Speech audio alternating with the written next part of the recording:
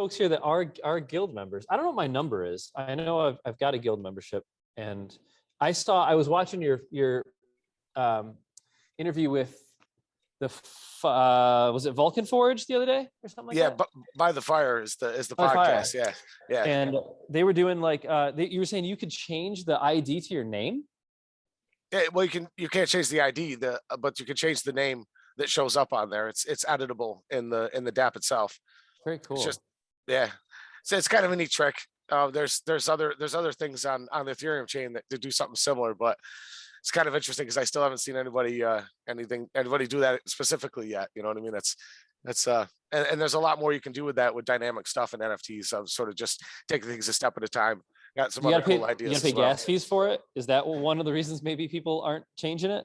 On Ethereum, Ethereum, yeah. I mean, everything contract-wise on Ethereum is wired towards making things absolutely as cheap as possible.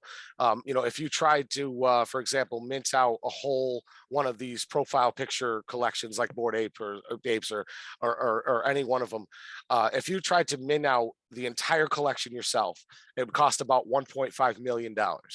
Okay, so it's obviously not something anybody individually is going to do.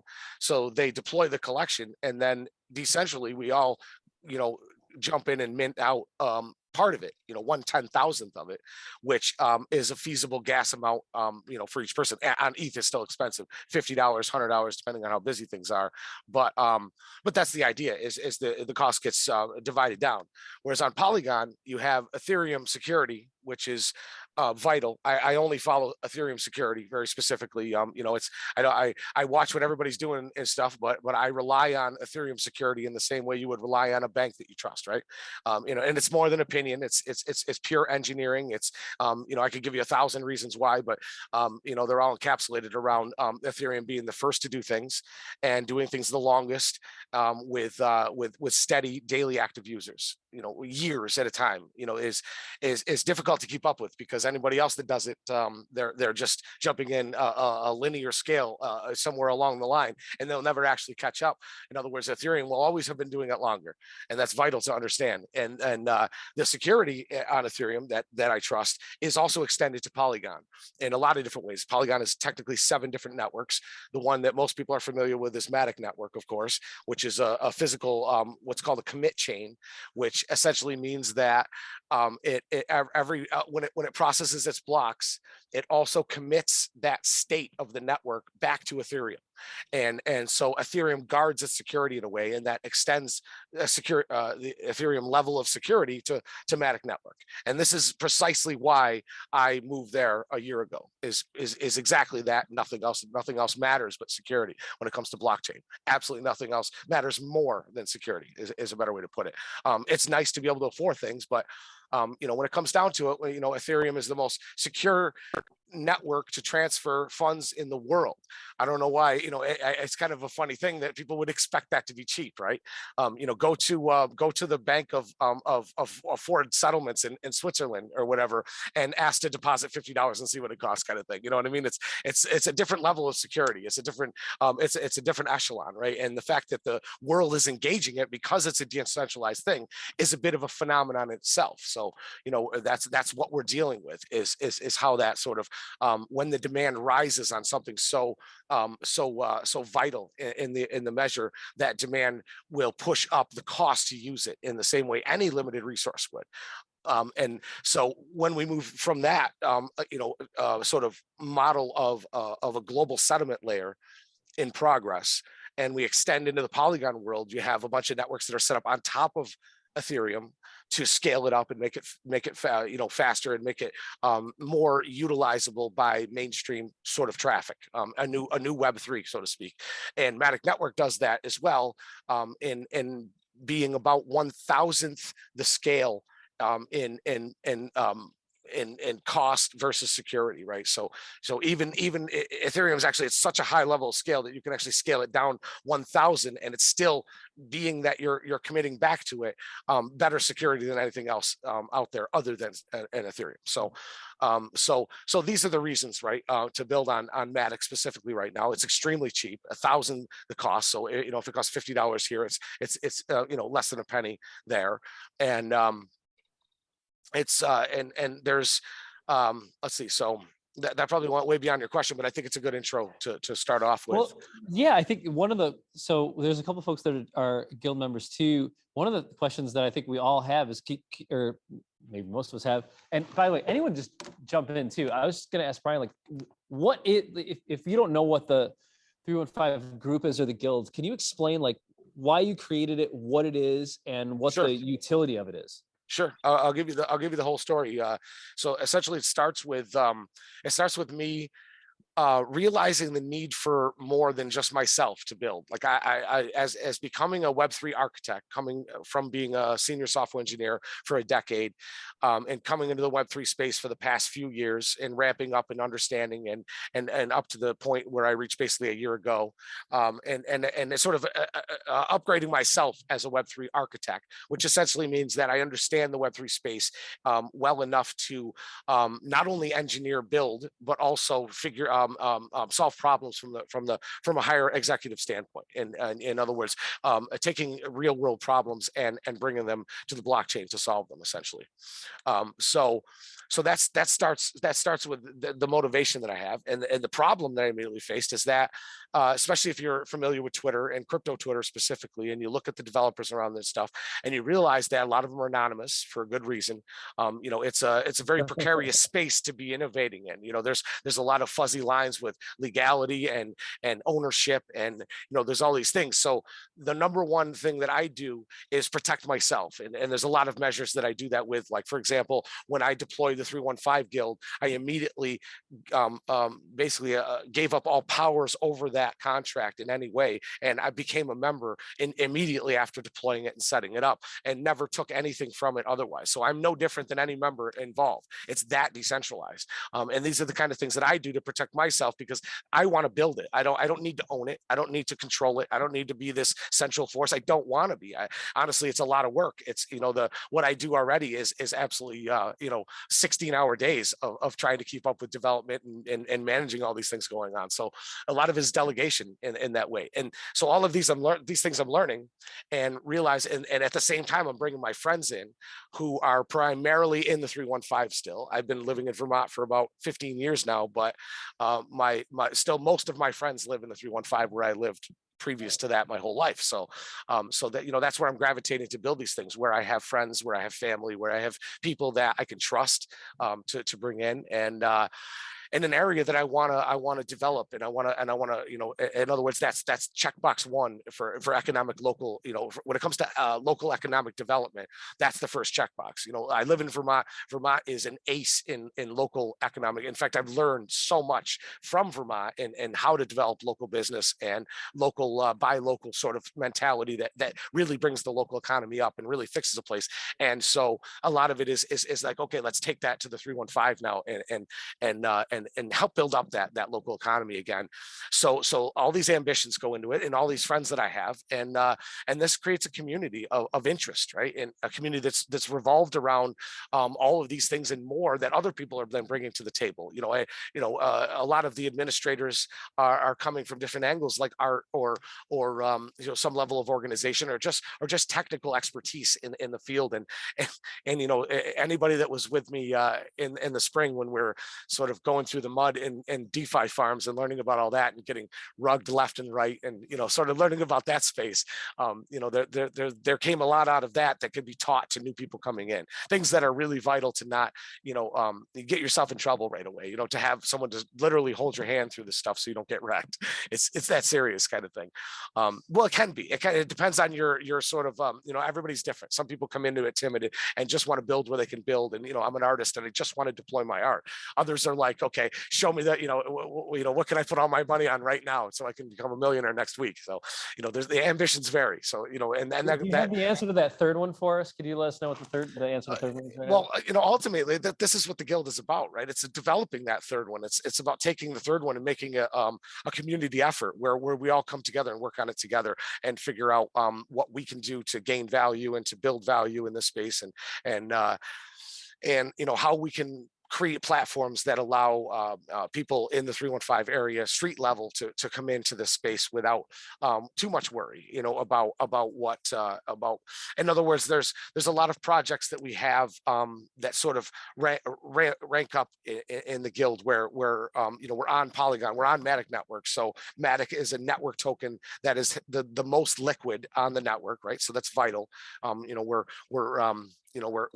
creating capital on a network by pairing with the network most liquid network currency. So that's sort of a direct utility to that. And then of course you have GM itself that pairs into that that we're actually creating.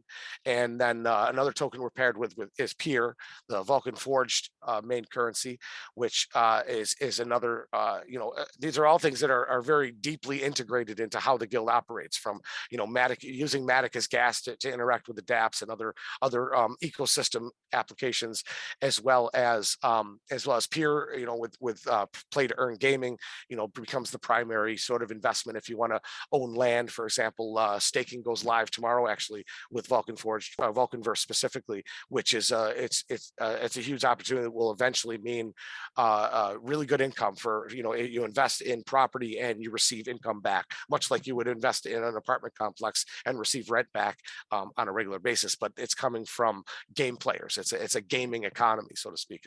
Pretty exciting stuff. When you talk about pairing tokens, sorry, I wanted to no problem. And anybody jump in too. I'm just driving a little bit. When you talk about pairing the token GM, I guess two-part question. Why create a three-part question? Why create a token? What's the long game for what GM as a utility might do? Sure. And then can you explain what pairing is? I don't understand that concept at all, but like I'm a 4-year-old. Sure. No, it's pretty straightforward. Explaining it in the right way, so to speak. If you start with creating a currency, okay, when you create a currency, you're essentially creating a bank ledger for a name token that can be referenced on a global space, right? So it doesn't go anywhere, it's permanent, it's there, it has a certain total supply, but these are all numbers, right? It doesn't mean anything. There is no actual value on that until you put it into a comparative scenario economically with another currency that does hold value, right? So you say, here's this thing I just invented, so I'm going to pair it with this thing and see how it does. Now, if it does this, right, if it drops in value compared to it, then you didn't pair it very well. You paired it at too high of a value. If it goes the other way, then maybe you didn't pair it with enough value compared to that. So you're trying to what's called peg the value of a token by pairing it with another token. So with GM specifically, we paired with Matic coming in, and we have over $1 million total in liquidity now in just the first few months, which is pretty incredible. And everybody who has bought a membership so far has bought and owns a piece of that liquidity in a way in owning a membership. You're purchasing a membership for 100 Matic. All of that Matic gets put up with GM. We take out some new GM and pair it with that 100 Matic and put it in the bin with the rest. And all of that is coming in that way. So it's like a one big bank account that we're all putting money, a savings account that we're all putting money in over time, right? And it's not direct because you have this pairing mechanism where if it grows faster than Matic, it'll adjust in one way of ratio, and if it grows slower, then it'll adjust in another. But again, this is our network token, so it's foundational to us anyway. So it's okay. In other words, they can adjust in ratio, and they're both going to go up. We're confident of that. It's sort of in the primary strategy of it that they're both going to go up, and that pair will become worth more and more over time, and that by doing that, okay, by adding these pairs into a decentralized exchange.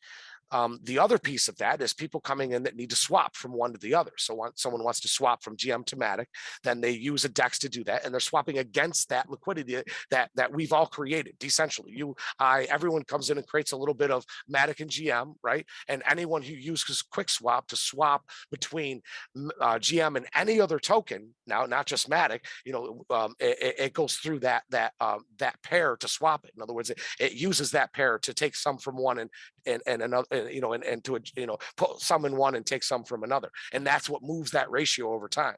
So that makes sense. I've never really thought about it from the liquidity standpoint, but I'm very new to it, if you can't tell. So Right. that's Well, it's a core concept really with Web3 because the DEX is everything. That's how you get from one token to another, and once understanding that, then you're in a position to move in and out of investment positions and involvement in a utility of a token, for example. That's what creates your exposure to these different things. So it's vital, and to realize that it's just people putting in these paired. In other words, we created liquidity for GM by pairing it up with Matic, and other people can now join in that as well. And then QuickSwap creates a pool that says, okay, thank you for creating this awesome, thank you for being the DEX, creating this liquidity, and then now allows us to swap GM in and out for these different tokens. And now we're going to give you a pool that rewards you with a token that we have that will reward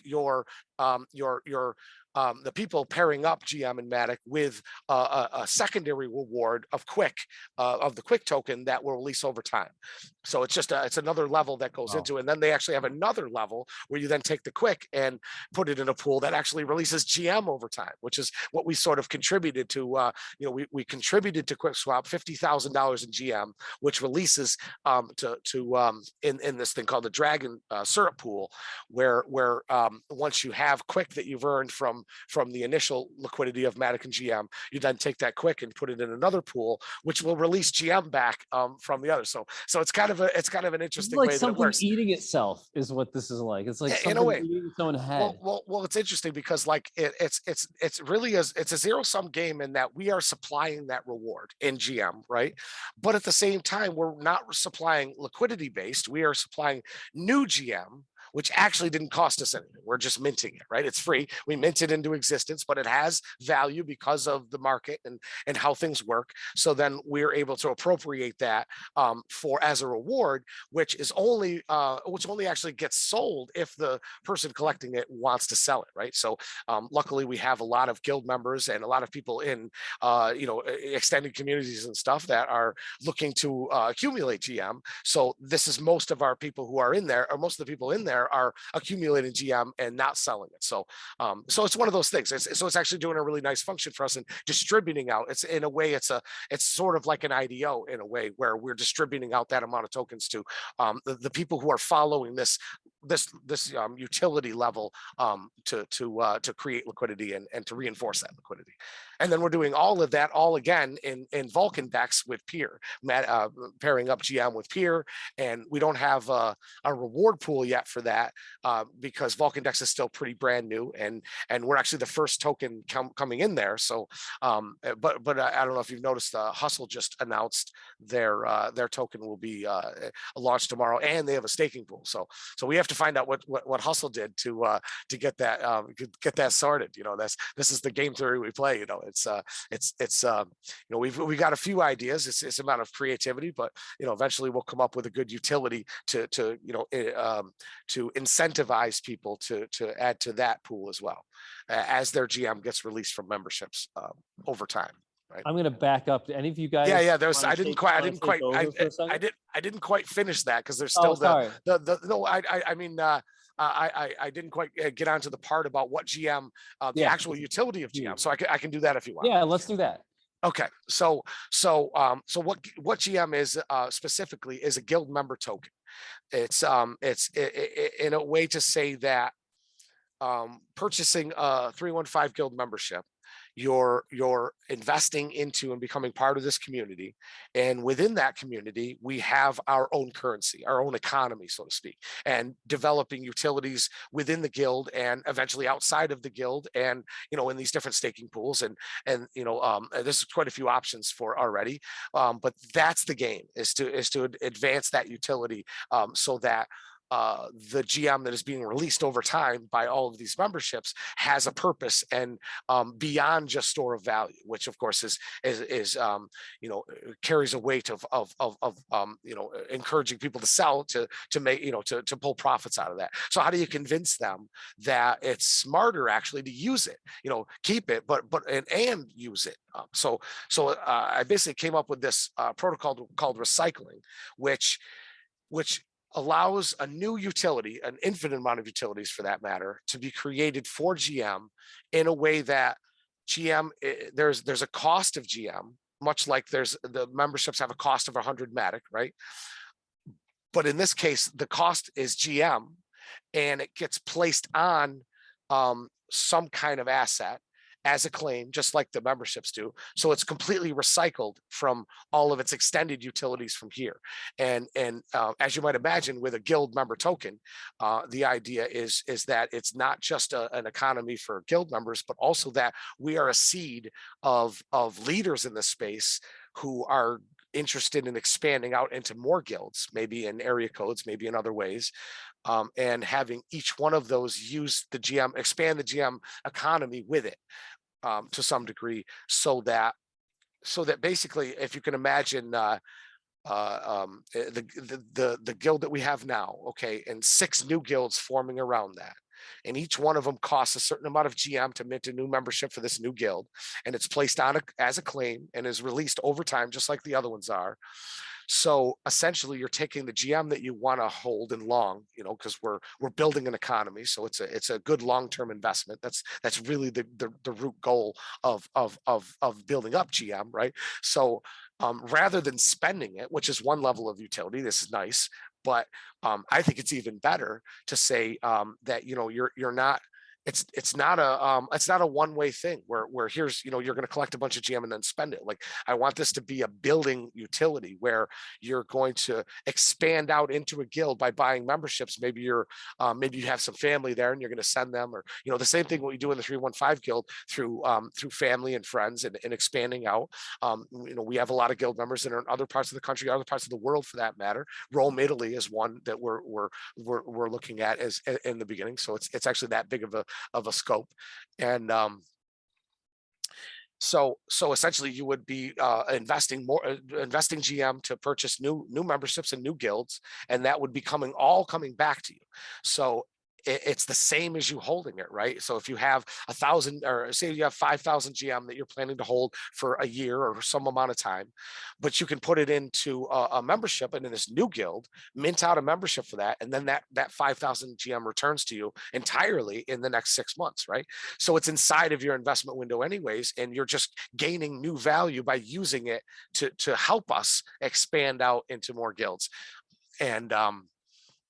And help to find more leaders. And in other words, it's a leadership tool more than anything, where you know, when I can find people who are good leaders in the space, it's like, you know, there's a certain amount of engagement that they have to have with the 315 guild to learn how we do things and how things work, and, you know, how the community human value is developed, and so they end up this projection from that, and where they're gonna, you know, buy into 315 guild, where all of the GM is locked in, mind you. We're only you know, not even or just over, what are we at, 29%, I think we're at right now, really close to 30% actually, which is incredible that we're almost a third of the way through. But that still means that's only 29% of the total liquidity that we're going to have. That's only 29% of the GM that's going to be released by these memberships over 6 months. So all of that other 71% is still locked behind memberships that will release over time, over 6 months. So there's a lot of this still vested in the system that has to be mined out of it, right? So by expanding this stuff, it's going to, you know, expand the supply in the economy, expand the usage of the supply, and stretch it out, and require the need for more, increase that demand for it, which will then increase the demand for more memberships to get it out. So it's sort of it's some pretty good game theory, if I don't you know, say so myself. It's fun. That's my you know, biggest enjoyment. All this is game theory is a lot of fun. I like to build the game and make it fair, and, you know, as fair as possible and as fun as possible for everyone. Like that's a big part of my return. So yeah, that's. Anyone want to jump in and take? I've got a bunch of stuff, but I don't know if there's any burning things that you guys want to ask right now. Just keep going. Just keep going. I know. One of the things I was going to ask Brian was, like, in terms of, you know, the projects, you know, you're positioning 315 Guild as I think kind of part, like, educational collaborative for people to learn about all of these different, you know, all the different components of Web3, and connect on, you know, whether that's a trust level or community values. But Could you talk at all about any of the projects that have come about within the guild or as a result of that? Anything that might be interesting for Yeah, us to know about?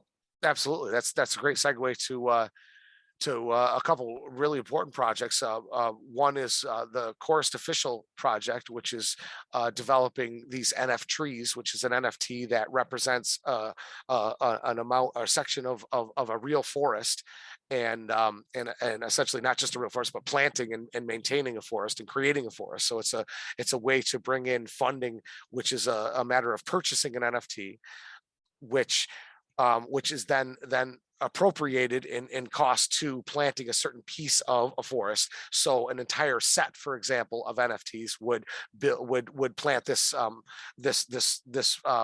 whole forest that would for the point of offsetting carbon and carbon emissions for that matter. And the NFTs themselves release an airdrop essentially, or will have airdrop this CCO2 token that is essentially like a carbon credit, a better version of carbon credits in a way that it's an actual token. It's a real currency and not just a sort of a ticket of a voucher, right? It's more of an actual currency that can be traded on the market and will have utility in itself. So, for example, you build up a certain amount of CCO2 tokens, and then you can mint an award that you can hang on your business wall, saying we've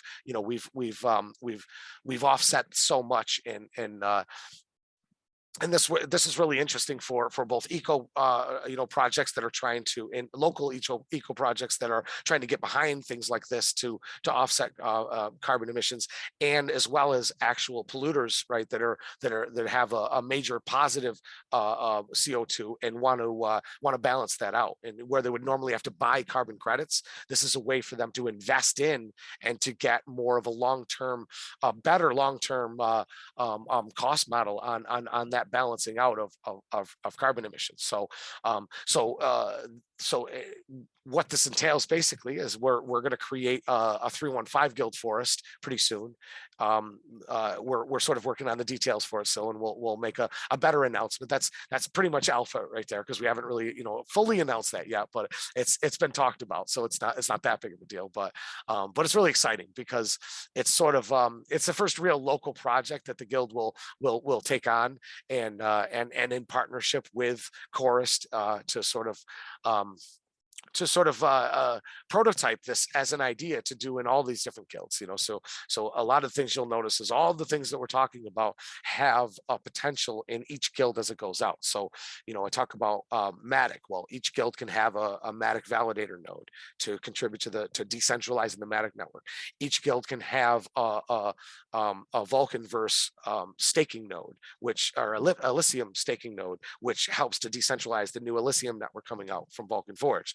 And each guild can have a Chorus forest to help to sort of a built-in carbon emission offset. So essentially that question of aren't you worried about what blockchain is doing with that energy waste and this and that, you can say well we are built-in balance. We have a forest. We're doing we have a positive impact on that, that balances that out, and it creates this token that people can use and in a way that allows them to profit on their eco contribution, right? So that's the beauty of tokenization and DeFi and all this stuff is that you want people, when they're incentivized to do something good, you want to reward them for that, and that's where this new metaverse economy and Web3 is really strong, in that everybody who's contributing is either making some kind of a long-term stake towards some greater value or getting a direct return out of it and some kind of token, or that's how we like to do it. Does that make sense? And one more. I just want to add one more. Yeah. My buddy Jack, I can't forget Jack in Rome, Italy. I'm working with Jack on Extinction Fighters, which is a sort of a profile collection set, as you've seen, like Bored Apes and stuff like that. But it is specifically tigers, and it's and it's rooted in the development of supporting extinction of certain animals, and beginning with tigers, and a lot of it is proof of concept and building up. So I'm helping them to do that, and that has some effect on this as well, where Chorus is developing trees, and they have some other ideas to extend into as well. And so now we have some heading toward into some more like animal funding, and wildlife sort of funding, to round things out. We're looking to take anything that we can find as a need in society that is normally ignored by the rest of the world because maybe it's not profitable, or whatever the case may be, and wrap this technology around it in a way that can bring in people who want to see these changes happen and contribute to that in some way and get a return out of it. So it's almost like what I like to say, like the 315 Guild, I like to say that when you're not buying that membership from me, first of all, I'm just a member too.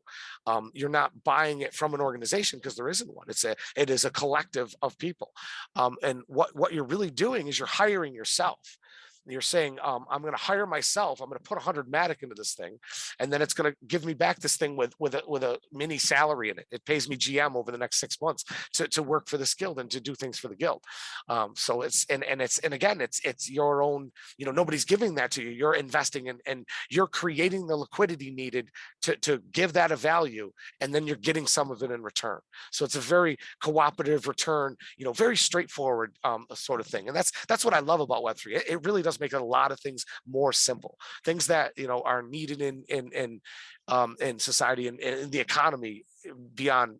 I could go off for hours on what we can do with local economies and how to use these kind of measures to wrap around. A great example is if you find a business that everyone loves in the community, right? And then if you really dig down in this kind of economic climate that we're in, if you really dig down, you find out that the owner of that company is actually struggling, right? And they're probably even losing money. They're losing their nest egg over time. They're not gaining anymore, but they're not going to close the doors because the community loves it.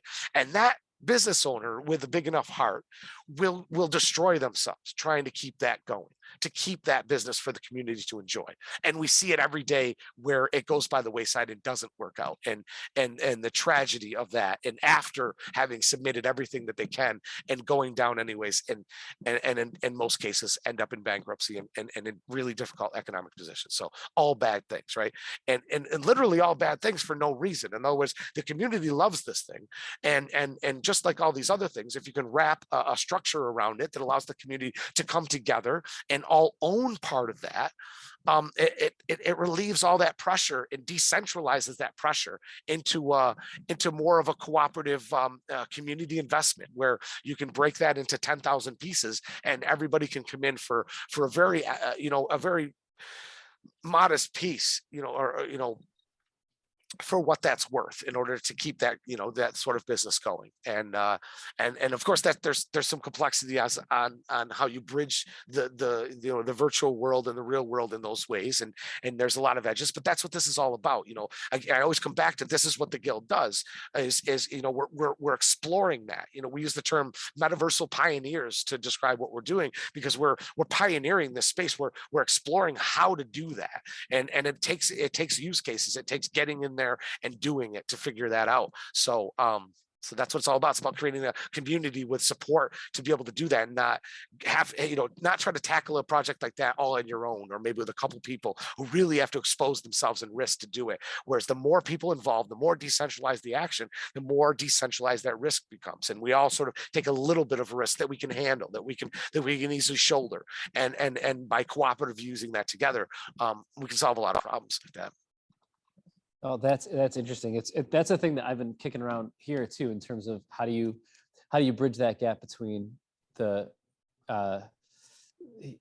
tokenization of anything, really, right? And then I'll just call it the real world, because you run into equities the legislation, Sure, basically, sure. right? Well, If you think, the ownership part is actually the easy part, because that's the part that you can just literally mint out instantly. Where normally you would have to wrap it in this legal structure. They'd have lawyers to protect and stuff. We don't need any of that on the blockchain. Security is tight as it could be. There is no changing anything on the blockchain. You write ownership to the blockchain, and it is permanent. So that's the easy part, the ownership. The hard part is how the organization develops and structure, and that you have to do things less centrally, and that's where it gets complicated, where normally you have an executive that brings a tree together of employees, of investors, depends on the situation, but they're bringing people in and organizing those people in some way. Same thing happens with this, but it happens through with a DAO. Okay, this gets into DAOs and why you have DAOs. And a DAO for the guild is essentially saying, okay, we have all this structure already. Let's build a forum now, a courthouse you could call it, but it's not really about justice. It's more about, it's a forum. If you understand what Roman forum, the original purpose for a Roman forum, and so the people could come into an area together and propose new things and vote on those new things. And so that two-way mechanism of anybody can propose and anybody can vote on what's being proposed, you can extend that into a lot of structured development. In other words, to say, someone can say, I'd like to be the executive of this project. I'm proposing that I do that, and maybe in order for this to pass, I need a staking of $50,000. And once I have $50,000 of stake in me, in other words, staked on me, and global sort of investment potential, then that sort of becomes a vote. Right, where you're, in other words, you vote with the actual contribution to this man's salary, right, or this woman's salary, and being able to take care of that task. And then it's almost like a little mini crowdfunding thing, right, where each position can sort of come up in a decentralized way, where somebody steps forward and other people support or not, and maybe they decide that position is quite needed yet. So forcing people to vote is one thing, but I think that staking your investment on is a whole new level, because it's like putting your money where your mouth is, right?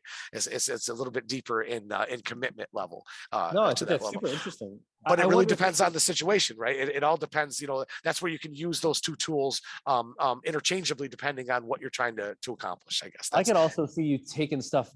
I don't want to say like taking stuff down, but I mean, like how do you either prevent or not prevent or encourage the DAO equivalent of meme stalkers coming in and going, you know what, we're gonna buy the Buffalo Bills and we're gonna turn them into a cricket team or whatever, right? Like we're gonna do, like I think there's that's where right?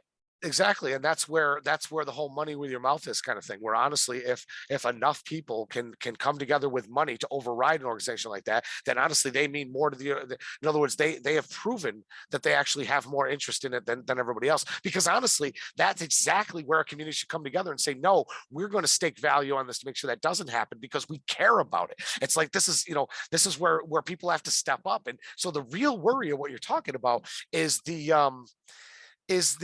propensity of people to not act, and to sort of say, that's just the way it is, and not go out and act, and not go out and do the thing that is needed to get things done, right? This is a system that really thrives on that, and it really buckles in the face of people not doing anything at all. So in a situation like that, like I almost appreciate that, because that comes in and stimulates that non-action, right? It stimulates the non-action into action. In other words, if that's what it takes to get people off their ass to get things done, why not? Whatever it's all's well that ends well in a lot of these things, because not acting can tend to be the worst thing, right? So it's a matter of balance, I think, and it does get interesting. There's no question. I'll give you an example. The Uniswap DAO, when they were asked what to do with $5 million that they had extra in equity, and they had all of these proposed ideas for charity and build a business and all these project ideas, but the dominant vote was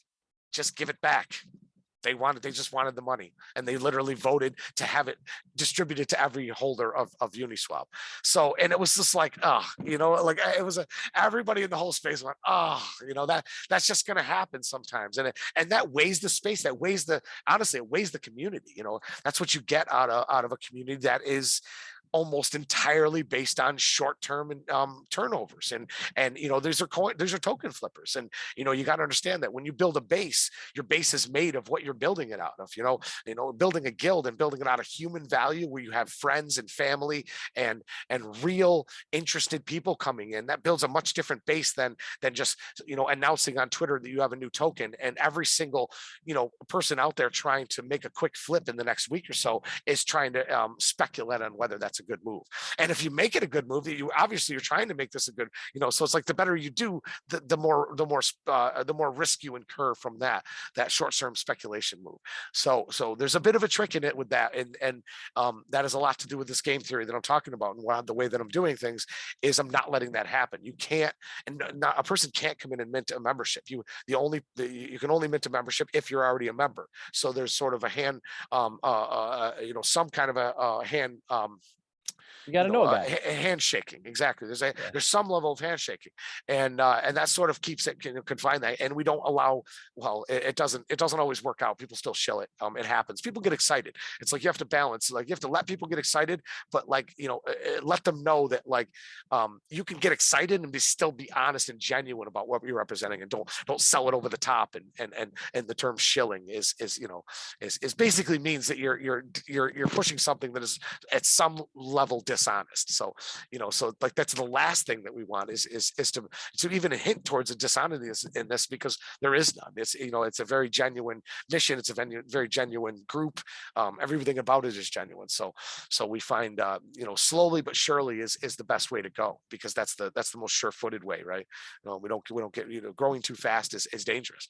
And that's where things get, this comes into balance with this adding utility. It's like I could just go nuts and start adding utility for GM, but I don't want it to grow too fast. I'm sort of waiting for the right timing, which is going to be in the next couple of weeks. A week or two from now, there'll be 7 guilds essentially. There'll be 6 more to invest purely with GM and to expand out and expect them to be neighboring. I'm in Vermont. You could probably guess that might be one. And then you might be able to guess that the area code in between 315 and 802 probably going to be one too, right?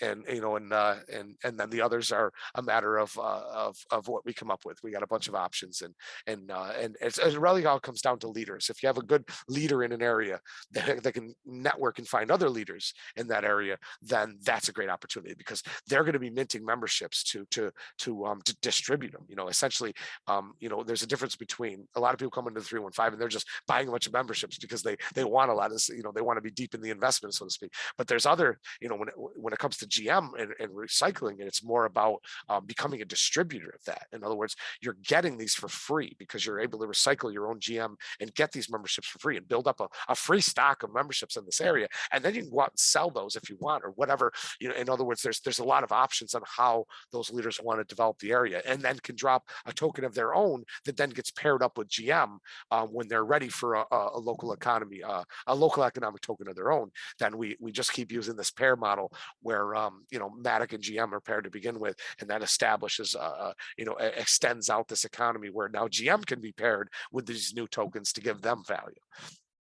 And that, of course, gives GM more liquidity. It gives it more utility. It just pockets GM all over the place, essentially, as we go. And that's what you want. You want it to pocket up into secured value, invested value, where somebody says, not only am I going to hold this over time, but I'm going to stake it in this situation so I can get a return on it over time and reap the benefits of holding it over time.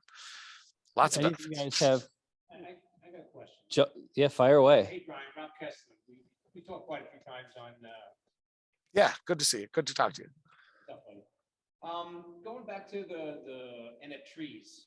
If I'm not mistaken, wasn't there some sort of if you buy an NF tree, you're buying them to plant it. I think the first batch was supposed to go in Spain, and they were actually planting big trees. Fig trees in Spain, the first one was, yeah. Yeah, and then the long term is that you would get the value when that tree starts to produce fruit. CO2. All of that energy would get some sort of a value back? Is that?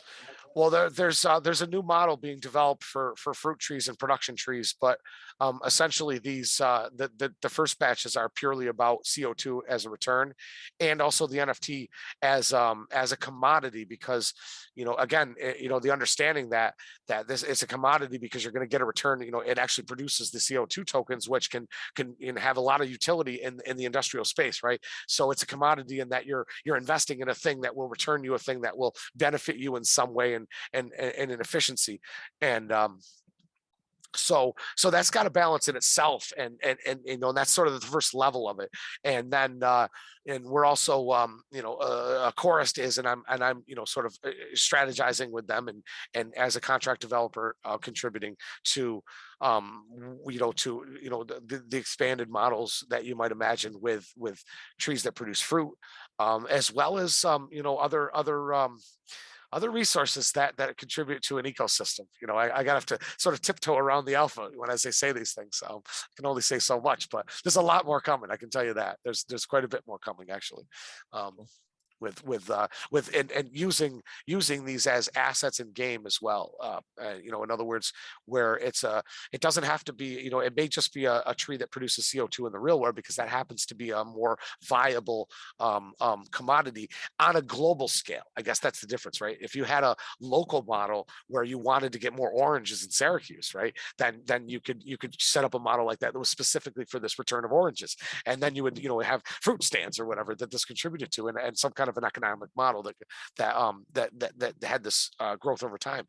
But that's that's sort of the next stage. But all of that aside from what you do in the real world, then there's this whole side of the virtual world where the NF tree in the virtual world can represent a tree in a game or a metaverse that can also, first of all, it's a decorative item in a metaverse or whatever. You own the tree, and here it is represented in your meta world space or whatever, right? And maybe it's in a game and it is producing fruit in the game.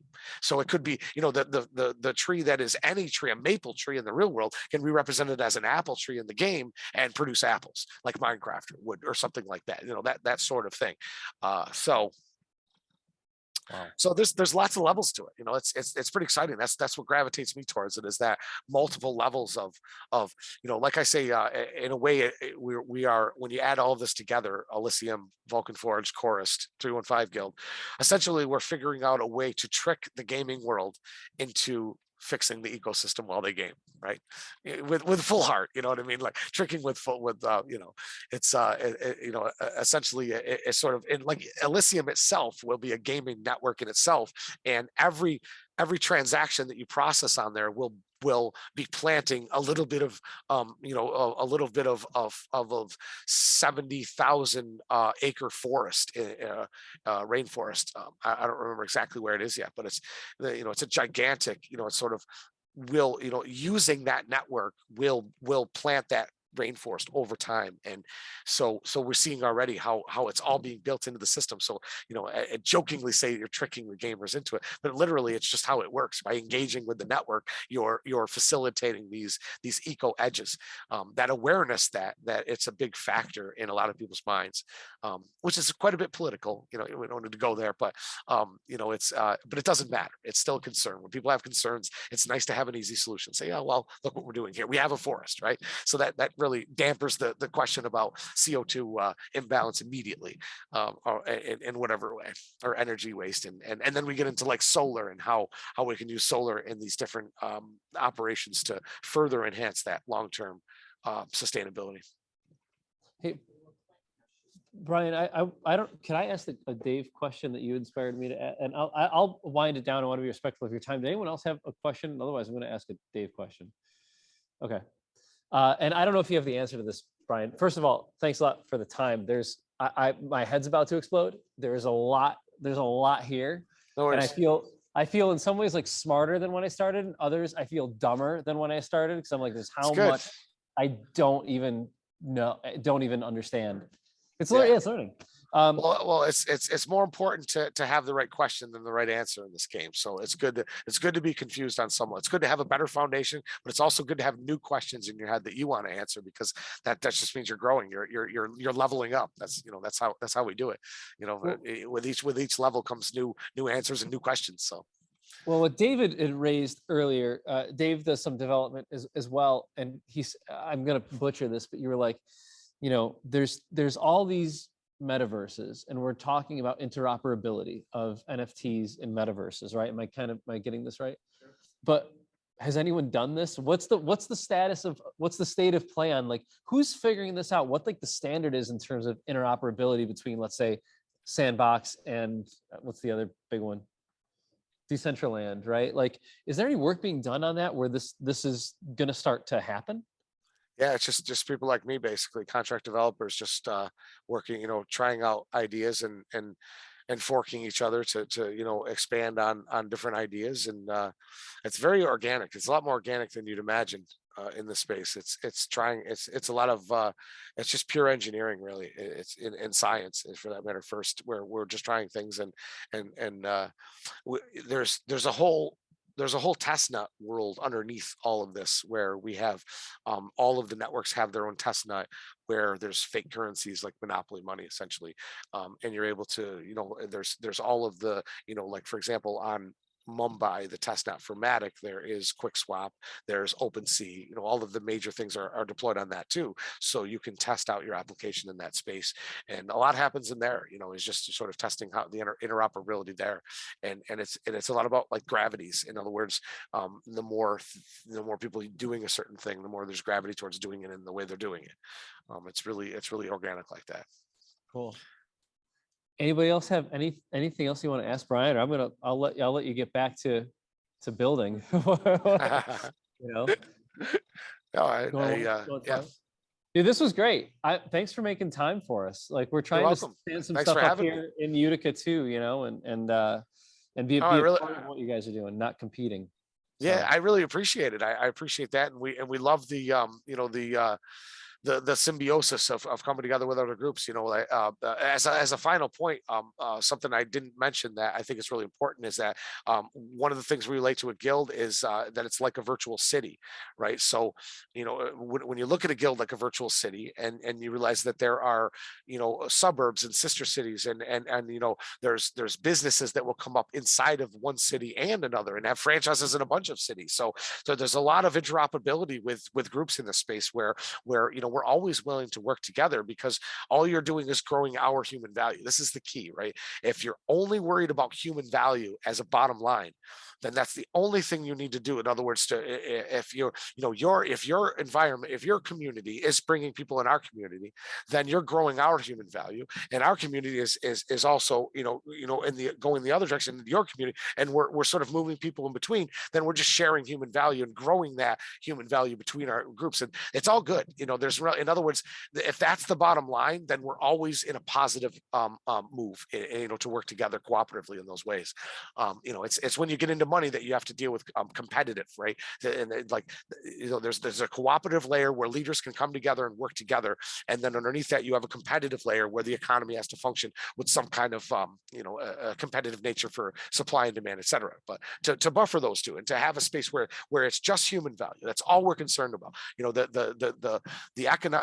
What we're building is underneath that, and it's sort of a house to call home, without the chaos, if you will. So that's just a good thing to bring into that point, and working with your community and others. We're all about it, and welcome everyone to we have a GM lobby. If you're not a member on Telegram, the best way to connect is we have a GM lobby where we have people who are sort of there at any time to answer questions and help people learn about the different things. But it's very organic. That's not, none of us really benefit anything from trying to sell anyone anything. What we benefit from is finding good people and bringing them in the guild. That's it. It's as simple as that. It works good. It's a great model. Well, yeah, thank you. Where should people start if they want to get involved? Should they try to join the Facebook group? Is it meant to get a membership? Is it Telegram? Like, what is it? there's three levels. And it all is based on comfort. And Facebook is the first level. Some people are only comfortable at that level. Absolutely. 315 Crypto Group is a great way to sort of engage. And there's a lot more going on in there, of course, but there's also a lot of 315 Guild posts and stuff. So it's a good place to learn. And then the next level is Telegram. We have a couple public groups. There's a 315 Pub, or Pub 315, which is a little bit more socially oriented and party oriented even, fun time. And then we have a GM Lobby, which is basically a public group for anyone to come in trying to learn and questions. And then we have a whole bunch of private Telegram groups where we really spend most of our time. And then even deeper than that, we have Discord server, which is, if you're coming from the other direction, if you're already a developer or somebody already in the space, then Discord is sort of the where everybody, the experienced people gravitate to. So any one of those edges you can come in on and move your way in, whatever's comfortable. It's you can spend all the time you want on the front steps. We'll keep bringing you refreshments as long as you want to keep learning until you're ready to come in. You know what I mean? We'll keep you entertained. So that's the game. Cool, man. Well, thank you very much for your time tonight. This You're is welcome. awesome. Thank you so We'll much. connect again, man, and stay warm. Will do. Thank you all. Take care. Yeah. Thanks a lot.